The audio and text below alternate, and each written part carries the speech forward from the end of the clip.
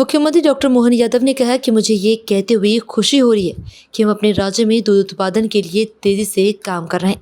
इस दिशा में हमने कामधेनु योजना शुरू की। डॉक्टर अंबेडकर के नाम पर विभिन्न गौशालाएं शुरू की गई हैं।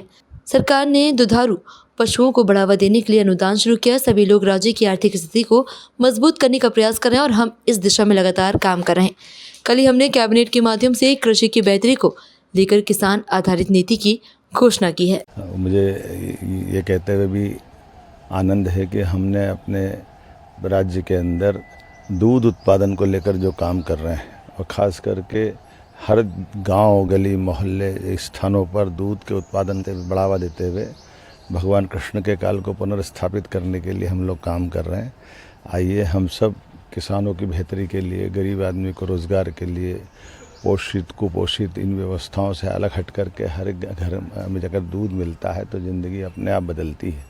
ऐसे में दूध मध्य प्रदेश के अंदर उत्पादन बढ़ करके 9 से 20% हो जाए, इस दिशा में हमने कामधेनु योजना प्रारंभ की। डॉक्टर अंबेडकर जी के नाम पर भी विभिन्न गौशालाएँ प्रारंभ की। गोपालन और दूध उत्पादन से जुड़े दुधारू पशुओं को बढ़ावा देने के लिए सरकार ने अनुदान प्रारंभ किया है। हम सब प्रयास कर रहे हैं कि हमारे राज्य की बेहतर से बेहतर आर्थिक स्थिति कैसे बने, उसी सिलसिले में हम लगातार काम कर रहे हैं।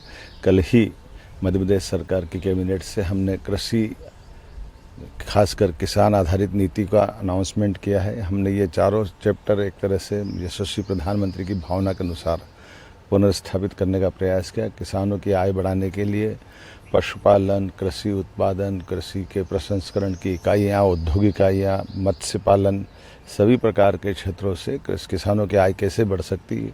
हमारा राज्य कृषि आधारित राज्य है, स्वाभाविक रूप से इसमें बहुत संभावना है और हम पूरी ताकत के साथ इस दिशा में आगे बढ़ रहे हैं। मेरी अपनी ओर से सब किसान भाई बहन